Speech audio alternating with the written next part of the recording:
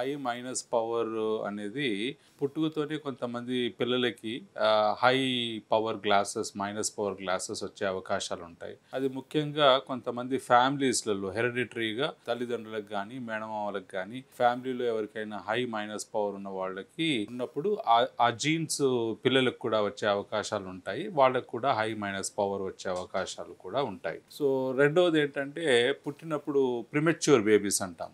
అంటే నెలలు నిండకుండా పుట్టడం కానీ లేదంటే బర్త్ వెయిట్ చాలా తక్కువగా ఉండడం కానీ వాళ్ళకి ఆక్సిజన్ పుట్టినప్పుడు ఇవ్వడము ఇవన్నీ చేసినప్పుడు వాళ్ళకి కూడా హై మైనస్ పవర్ వచ్చే అవకాశాలు ఉంటాయి. సో సాధారణంగా వీళ్ళు తల్లిదండ్రులు అడిగే క్వశ్చన్స్ ఏంటంటే వాళ్ళకున్న అనుమానాలు ఏంటంటే ఈ హై మైనస్ పవర్ మా అబ్బాయి రోజు గ్లాసెస్ పెట్టుకుంటాడు అయినా కానీ తనకి పవర్ పెరుగుతానే తగ్గడం లేదు ఎందుకు అని చాలా తరచుగా పేరెంట్స్ అడిగే క్వశ్చన్ అనమాట. దీనికి సమాధానం ఏంటంటే ఈ హై మైనస్ పవర్ అనేది యూజువల్గా దేనివల్ల వస్తుంది అంటే ఐబాల్ షేపు సైజు దీన్ని బట్టి వస్తుంది. సో ఆ ఐబాల్ షేపు సైజు వయసు పెరుగుతున్న కొద్దీ అది చేంజ్ అవుతూ ఉంటుంది కాబట్టి మైనస్ పవర్ కూడా దాని ప్రపోర్షనేట్గా పెరుగుతూ వస్తుంటుంది. ఒక ఏజ్లో ఎప్పుడైతే గ్రోత్ స్టాప్ అవుతుందో అప్పుడు ఐబాల్ షేపు సైజు కూడా అక్కడికి ఆగిపోతుంది కాబట్టి అప్పుడు మైనస్ పవర్ అక్కడికి స్టెబిలైజ్ అవుతుంది, అక్కడికి ఆగిపోతుంది. సో కాన్స్టెంట్గా గ్లాసెస్ పెట్టుకున్నంత మాత్రాన పవర్ తగ్గాలని ఏమి లేదు.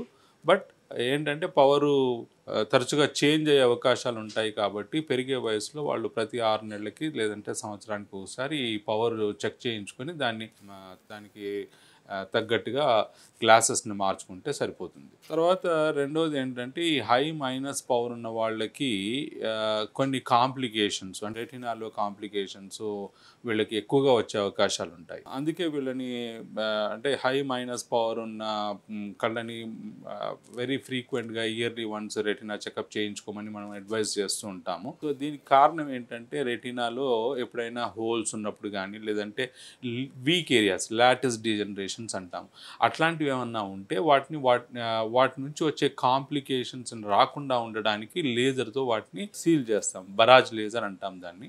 సో దాన్ని లేజర్తో అది సింపుల్ ప్రొసీజర్ ఓపీలో చేస్తాం.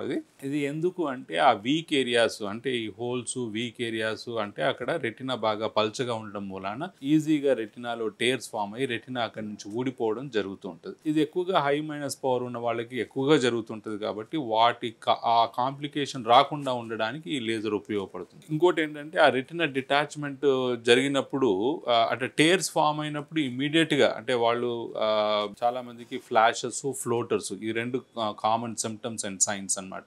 మెరుపుల్లాగా వస్తుంటాయి throughout the day throughout the night అది మెరుపుల్లాగా వస్తుంటాయి.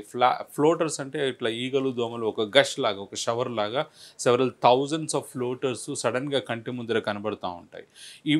These symptoms usually signify that there is a break in the retina. ఆ బ్రేక్ ఫామ్ అయినప్పుడు ఇమ్మీడియట్గా లోకల్ రెటినా స్పెషలిస్ట్కి కనబడితే ఆ బ్రేక్ని చిన్న లేజర్తో వాటిని సీల్ చేస్తారు. అది డిలే అయినప్పుడు ఏమవుతుందంటే రెటినా అక్కడి నుంచి డిటాచ్ అయిపోతుంది అంటే అక్కడి నుంచి ఊడిపోతుంది. సో ఊడిపోయినప్పుడు వాళ్ళకి ఒక కర్టెన్ ఒక షాడో లాగా విజన్ స్లోగా తగ్గుతూ వస్తూ ఉంటుంది. సో దీనికి ఇమ్మీడియట్గా అప్పుడు ఆపరేషన్ గురించి ఆలోచించాల్సి వస్తుంది. దాన్ని ఆపరేషన్లో ఆ రెటినా టేర్ ఏదైతే ఉందో దాన్ని లేజర్తో సీల్ చేసి ఆ ఊడిపోయిన రెటినాని మళ్ళీ అతికించడం జరుగుతూ ఉంటుంది. ఈ కాంప్లికేషన్స్ ఎక్కువగా హై మైనస్ పవర్కి వచ్చే ఛాన్సెస్ ఉంటాయి కాబట్టి ఆ టేర్స్ వచ్చే అవకాశాలు కూడా ఇట్లాంటి వీక్ ఏరియాస్ అంటే మనం అనుకున్న లాటిస్ డీజనరేషన్స్ వీటి నుంచి ఎక్కువగా వస్తాయి కాబట్టి వాటిని ఇట్లాంటి కాంప్లికేషన్స్ ఆ రిస్క్ తగ్గించడానికి ఈ బరాజ్ లేజర్ అనేది ఇంపార్టెంట్గా చేస్తాం. సో ఈ రెటినా డిటాచ్మెంట్ కాంప్లికేషన్ ఎక్కువగా హై మైనస్ పవర్కి వస్తూ ఉంటాయి. ఇవి చాలామందికి ఏంటంటే చిన్నపిల్లలు ఎప్పుడైతే వాళ్ళు తక్కువ వయసులో ఉన్న వాళ్ళకి ఈ డిటాచ్మెంట్ అయిన కాంప్లికేషన్ వాళ్ళకి అసలు తెలియని కూడా తెలియదు. అంటే వాళ్ళకి యూజువల్గా ఏంటంటే తల్లిదండ్రులే కన్ను మెల్లగా పెడుతున్నాడు ఏంటి అబ్బాయి అని లేదంటే అమ్మాయి ఇవి ఎందుకు పెడుతున్నారని చెప్పి తీసుకొని వస్తారు. అది రొటీన్ ఎగ్జామినేషన్లో మేము ఐ పరీక్ష చేసినప్పుడు దాంట్లో డిటాచ్మెంట్ ఉందని అప్పుడు తెలుస్తుంది. సో యూజువల్గా చిన్నపిల్లలకి ఇట్లాంటి కాంప్లికేషన్స్తో వాళ్ళుగా చెప్పుకొని వెంటనే రావడం అనేది చాలా అరుదు. యూజువల్గా ఏంటంటే పేరెంట్సే ఆ మెల్లకన్ను పెట్టడం మూలాన మెల్లకన్ను ఎందుకు వస్తుంది, దాంట్లో రెటినా డిటాచ్ అయిపోయి చాలా రోజులు అవడం మూలాన చూపు బాగా తగ్గిపోయి చాలా రోజులు ఉండడం మూలాన అది మెల్లకన్నులోకి వెళ్ళిపోతుంది. సో అంటే డిటాచ్మెంట్ వచ్చేసరికి చాలా రోజులు అయిపోయిందని దాని అర్థం. సో ఇట్లాంటి కాంప్లికేషన్స్ చిన్నపిల్లల్లో తెలుసుకునేసరికి బాగా లేట్గా అవుతుంది కాబట్టి వాళ్ళకి అప్పటికే ఆపరేషన్ చేసి బాగు చేసే అవకాశాలు ఉంటాయి. కానీ బాగా లేట్ అయిపోయినప్పుడు ఒక్కొక్కసారి ఏమవుతుందంటే అది ఇనాపరబుల్ స్టేజ్, అంటే ఆపరేషన్ చేసినా వచ్చే అవకాశాలు లేని స్టేజ్లోకి వెళ్ళిపోతుంటారు.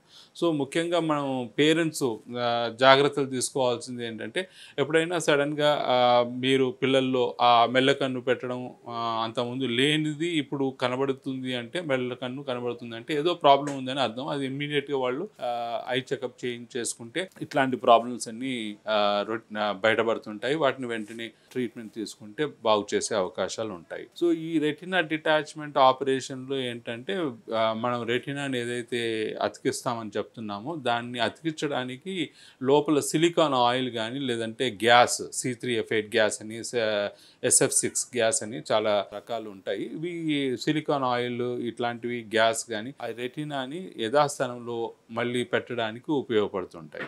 సో ఈ ఆయిల్ కానీ గ్యాస్ బబుల్ కానీ ఇంజెక్ట్ చేయడం వల్ల రెటినాని అది ప్రెస్ చేసి ఆ లేజర్ రియాక్షన్ బాగా రావడానికి ఉపయోగపడుతుంది. సో ఇది వన్స్ రెటినా బాగా సెట్ అయిపోయి అంతా బాగుంది, ఇంకేమీ ప్రాబ్లం లేదు అనుకున్న తర్వాత ఒకవేళ ఆయిల్ బబుల్ ఇంజెక్ట్ చేస్తే ఆయిల్ బబుల్ మళ్ళీ తీసివేయాల్సి వస్తుంది. సో ఇట్లాంటి కాంప్లికేషన్స్ ఇవి కొంచెం major complications high minus power ఉన్న వాళ్ళకి ఎక్కువగా వస్తుంటాయి. ఇక రెండోది ఏంటంటే ఈ హై మైనస్ పవర్ ఉన్న వాళ్ళకి ఇంకొక కామన్ కాంప్లికేషన్ వాళ్ళకి చాలామంది ఇది కూడా ఏమవుతుందంటే చాలా హై మైనస్ పవర్ ఉండడం మూలాన ఒక్కొక్కసారి వాళ్ళకి ఈ కాంప్లికేషన్ వచ్చినట్టు కూడా మిస్ అవుతూ ఉంటారు. దానికి కారణం ఏంటంటే అది కాంప్లికేషన్ ఏంటంటే మ్యాక్యులా అంటే సెంట్రల్ ఏరియా నరంలో రెటినాలో మనం ఎక్కడి నుంచి అయితే చూస్తామో అక్కడ వాళ్ళకి కొంచెం high new blood vessels form అయ్యి ఆ సెంట్రల్ ఏరియాలో ఫ్లూయిడ్ ఊజ్ అయ్యి లెటర్స్ అన్ని వంకరగా కనబడినట్టు లేదంటే స్ట్రెయిట్ లైన్స్ వంకరగా కనబడుతున్నట్టు ఆ సెంట్రల్ విజన్ ఆ రీడింగ్ క్యాపబిలిటీస్ కొంచెం తగ్గిపోతాయి. సో ఇట్లాంటి కాంప్లికేషన్ కూడా హై మైనస్ పవర్లో ఎక్కువగా వచ్చే అవకాశాలు ఉంటాయి. ఒకవేళ ఎర్లీ స్టేజెస్లో డిటెక్ట్ చేయగలిగితే ట్రీట్మెంట్ చాలా ఈజీ అవుతుంది. వాటికి ఏం చేస్తాము అంటే లోపల సెంట్రల్ ఏరియా రెటినాని స్కాన్ చేసి చూస్తాం. OCT ఆక్యులర్ కోహరెన్స్ టోమోగ్రఫీ అని ఒక స్కాన్ ఉంటుంది. ఆ సెంట్రల్ ఏరియా రెటినాని స్కాన్ చేసి చూస్తాం. దాంట్లో ఒకవేళ నిజంగా న్యూ బ్లడ్ వెజల్స్ ఫామ్ అయ్యి ఉంటే మనకి గుర్తించగలుగుతాము. ఆ ఫ్లూయిడ్ యూజ్ అయ్యేది కూడా గుర్తించగలుగుతాము. సో ఇంకొక టెస్ట్ ఏంటంటే యాంజియోగ్రామ్, ఫ్లోరసిన్ యాంజియోగ్రఫీ అని ఉంటుంది. అదేంటంటే ఇక్కడ చేతికే డై ఇంజెక్ట్ చేసి వాటిని రెటినాని ఆ సెంట్రల్ ఏరియా ఫోకస్ చేస్తూ ఫొటోస్ తీస్తాము.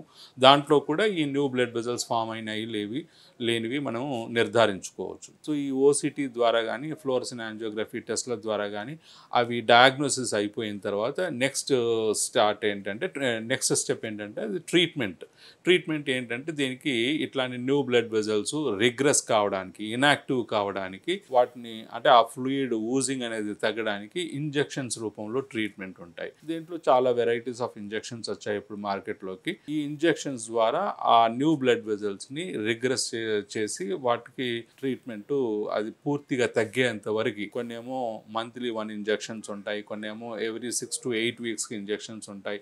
సో ఇట్లా డిఫరెంట్ వెరైటీస్ ఆఫ్ ఇంజెక్షన్స్ ఉన్నాయి.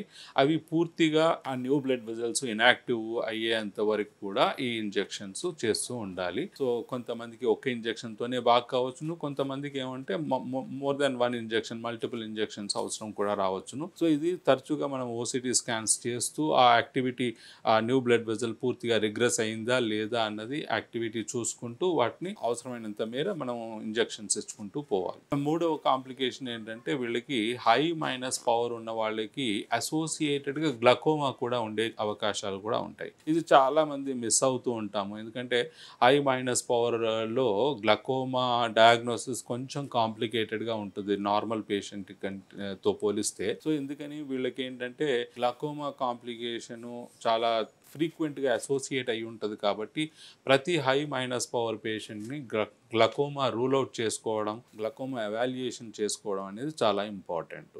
అంటే దానికి ఏంటంటే ఆప్టిక్ నర్వ్ మనం క్లినికల్గా చెక్ చేసుకోవడం కాకుండా వాట్ ఐ ప్రెషర్స్ తరచుగా వీళ్ళు చెక్ చేసుకుంటూ ఉండాలి. దాని తర్వాత మనకు ఒకవేళ అనుమానంగా అనిపిస్తే దానికి గ్లకోమా ఓసిటీ కూడా ఉంటుంది.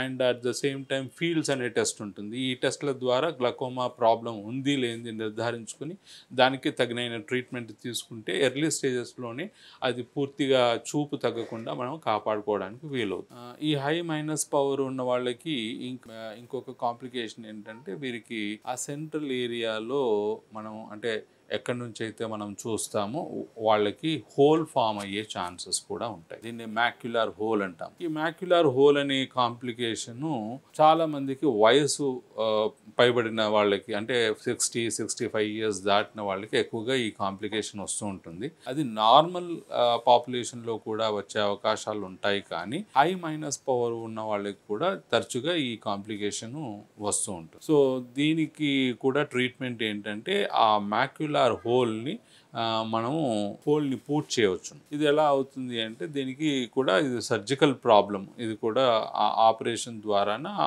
ఆ హోల్ని పూర్తి చేయడం జరుగుతుంది. ఈ హోల్ని పూర్తి చేయడానికి ఏం చేస్తామంటే లోపల గ్యాస్ బబుల్ అని ఇంజెక్ట్ చేస్తాము. సో ఆ gas bubble C3F8 gas bubble inject చేసింది కొన్ని రోజులు అట్లాగే ఉంచుతాము. అది స్లోగా దానంతట అదే కరిగిపోతుంది. దీని ద్వారా ఆ హోల్ని క్లోజ్ చేసే అవకాశాలు ఉంటాయి. సో ఈ హోల్ ఒకవేళ డిలే అయిపోతే ఏమవుతుంది అంటే మెల్లిమెల్లిగా స్లోగా సెంట్రల్ విజన్ అనేది బాగా పూర్తిగా తగ్గిపోతుంది. రెండవది ఏంటంటే హోల్ని క్లోజ్ చేసిన తర్వాత కూడాను ఒక్కోసారి ఫ్రీక్వెంట్గా ఇట్లా మెయిన్గా హై మైనస్ పవర్ ఉన్న వాళ్ళకి ఈ హోల్ ఆపరేషన్ చేస్తున్నప్పుడు ఫ్రీక్వెంట్గా పెరిఫరల్ రెటినా కూడా చెక్ చేసుకుంటూ ఉండాలి.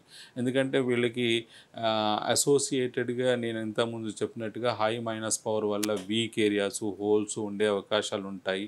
సో వాటి నుంచి మళ్ళీ వేరే కాంప్లికేషన్స్ వచ్చే అవకాశాలు ఉంటాయి. కాబట్టి ఆపరేషన్ చేసేటప్పుడు ఈ జాగ్రత్తలన్నీ తీసుకోవాలి. సో ఆ వీక్ ఏరియాస్ హోల్స్ అట్లాంటివి ఉంటే వాటిని కూడా లేజర్తో సీల్ చేసుకోవాలి. ఈ కాంప్లికేషన్స్ అన్నీ కూడాను మనం ఎక్కువగా హై మైనస్ పవర్ ఉన్న వాళ్ళకే కాకుండా మామూలు పబ్లిక్ కూడా రావచ్చును. బట్ హై మైనస్ పవర్ ఉన్న కళ్ళకి ఎక్కువగా తరచుగా వచ్చే అవకాశాలు ఎక్కువగా ఉంటాయి.